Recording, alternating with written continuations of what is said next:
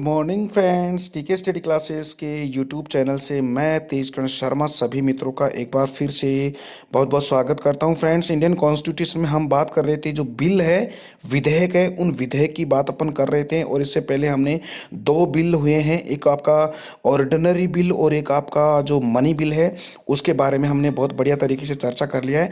आज हम दोस्तों जो फाइनेंस बिल है, यानी कि हम बात करेंगे जो वित्त विधेयक के बारे में हम बात करेंगे दोस्तों।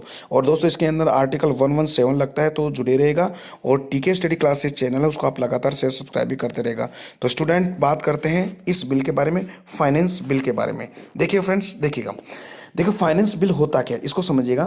देखिए आर्टिकल 117 में दिए गए दूसरे प्रकार की जो विधेयक, अर्थात हम कह सकते हैं धन विधेयक से भिन्न विधेयक संसद के किसी भी सदन में हम प्रस्तुत किए जा सकते हैं, उसी को हम फाइनेंस बिल यानी कि हम कैसे वित्त विधेयक कह सकते हैं। देखिएगा, आपका जो मनी बिल है, मनी बिल के बारे में एक कंडीशन मैंने आपको बताई थी कि यह जो बिल होता है, यह बिल सबसे पहले हम लोकसभा में ही इसको प्रस्तुत कर सकते हैं। और जो आपका फाइनेंस बिल है, उसको या तो आप लोकसभा में या आप राज्यसभा में किसी भी सदन में आप इसको प्रस्तुत कर सकते हो। ठीक है, तो इसके बारे में ये कंडीशन बताई थी दोस्तों। बट आपका जो मनी बिल है, उसको आप किसी भी सदन में प्रस्तुत कर सकते हो, चाहे आप लोकसभा में प्रस्तुत कर सकते हो या राज्यसभा में आप प्रस्तुत कर सकते हो। इसके बारे में आपको बता दूं कि जो धन विधेयक होता है, जो वित्त विधेयक होता है, ये वित्त विधेयक को भी साधारण बहुमत से पारित किया जा सकता है। देखिए दोस्तों, अब तक मैंने आपको बताया था एक एक जो आपका ऑर्डिनरी बिल साधारण विधेयक के द्वारा, साधारण बहुमत के द्वारा, यानी कि जो आपका सिंपल मेजोरिटी के माध्यम से उसको हम पास करेंगे।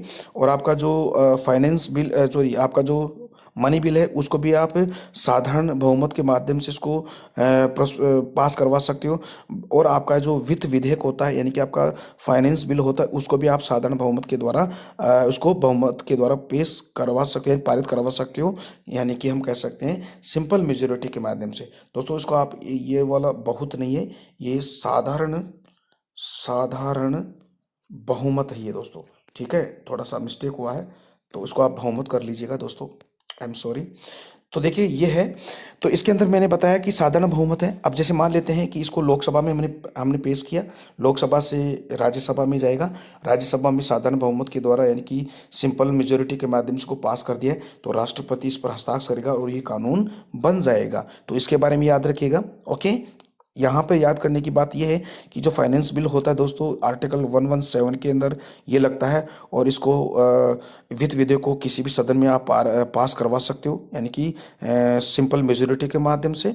ठीक है, और ये पहले जैसे मान लो लोकसभा में पास हो गया तो राज्यसभा में जाएगा, राज्यसभा में पारित होने के बाद राष्ट्रपति इस पर अगर हस्ताक्षर कर देगा, तो फ्रेंड्स ये एक कानून बन जाएगा। ठीक है, अगली बात देखिएगा, भारत में ऐसे विधेयक को वित्त विधेयक कहा जाता है जिसमें आर्टिकल 110 से संबंधित कोई या सभी प्रावधान हो, लेकिन इसे बाहर का, इसे इससे इससे बाहर का भी कोई प्रावधान हो। देखिएगा, आपको मैंने कल मनी बिल बताया था दोस्तों।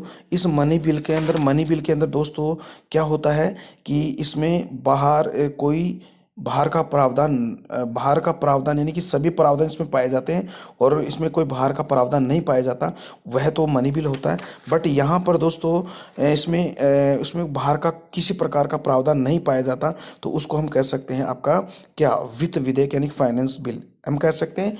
ओनली आर्टिकल 110 प्लस अदर बराबर फाइनेंस बिल। ठीक है, तो याद रखिएगा इसको। तो देखिएगा, ये तो बात हो गई है। अब इसके बारे में, यानी कि वित्त विधेयक के बारे में के दो रूप होते हैं, और उस वित्त विधेयक के दो रूपों में धन विधेयक के में समानता पाई जाती है। दो रूपों में समानता पाई जाती है, यानी हम कह सकते हैं, यानी कि दो ऐसे प्रावधान हैं जो आपका फाइनेंस बिल में भी आपको एक समान मिलेगा, और आपका मनी बिल के अंदर भी दोनों में एक समान मिलेगा। कौन कौन से? पहला है, यानी कि पहला केवल लोकसभा में प्रस्तुत हो सकता है। ठीक है, यानी कि वित्त विधेयक दो रूपों में धन विधेयक से समानता रखता है, केवल लोकसभा में प्रस्तुत होता है, और राष्ट्रपति की सिफारिश जरूरी है। इसमें भी राष्ट्रपति की सिफारिश जरूरी है, यानी वित्त विधेयक दो रूपों में धन विधेयक से समानता रखता है।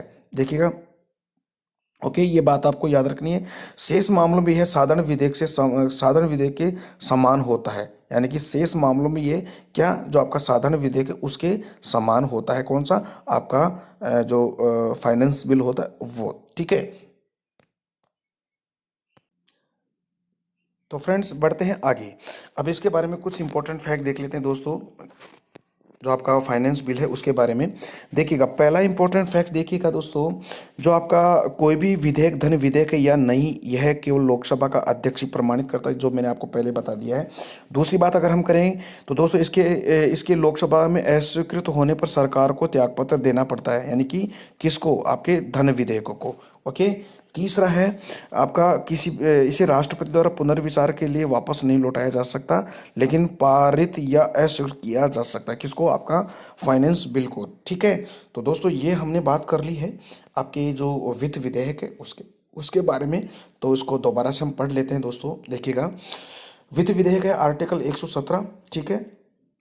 आर्टिकल 117 के में दिए गए दूसरे प्रकार के विधेयक, अर्थात हम कैसे धन विधेयक से भिन्न वित्त विधेयक संसद में किसी भी सदन में प्रस्तुत किए जा सकते हैं। वित्त विधेयक आर्टिकल 117 को साधारण बहुमत से पारित करवाया जा सकता है। लोकसभा में पारित हो गया तो फिर राज्यसभा में, राज्यसभा के बाद राष्ट्रपति के पास। राष्ट्रपति अगर इस पर साइन करेगा तो वह हस्ताक्षर करने के बाद में ये क्या हो जाता है, कानून बन जाएगा। ठीक है। आगे बात करते हैं क्या होता है ये फाइनेंस बिल। देखिए, भारत में ऐसे विधेयक जो वित्त विधेयक कहा जाता है, जिसमें आर्टिकल 110 संबंधित कोई कोई या सभी प्रावधान हो, लेकिन उसमें बाहर का कोई प्रावधान हो, तो उसको हम कह सकते हैं फाइनेंस बिल कहेंगे। दोस्तों इसको थोड़ा सा आप नेगलेक्ट कर दीजिएगा। ठीक है। आगे बात करते हैं कोई भी विधेयक धन विधेयक या नहीं है, लोकसभा का अध्यक्ष प्रमाणित करेगा। इसे के लोकसभा में अस्वीकृत होने पर सरकार को त्यागपत्र देना पड़ेगा, और राष्ट्रपति द्वारा पुनर्विचार के लिए वापस नहीं लौटाया जा सकता, लेकिन पास, पारित या अस्वीकृत कर दिया जाएगा। तो दोस्तों आज हमने जो आपका फाइनेंस बिल उसके बारे में पढ़ा। तो दोस्तों अगर आपको आज का वीडियो अच्छा लगा है तो प्लीज़ दोस्तों आप है ना, जो टीके स्टडी क्लासेस चैनल है उसको, इसके लिंक को शेयर कीजिएगा, सब्सक्राइब भी कर दीजिएगा दोस्तों। ठीक है। तो कल हम मिलेंगे, अगला जो विधेयक है यानी कि कॉन्स्टिट्यूशन अमेंडमेंट बिल है उसके बारे में हम पढ़ेंगे दोस्तों। तो जुड़े रहेगा। धन्यवाद।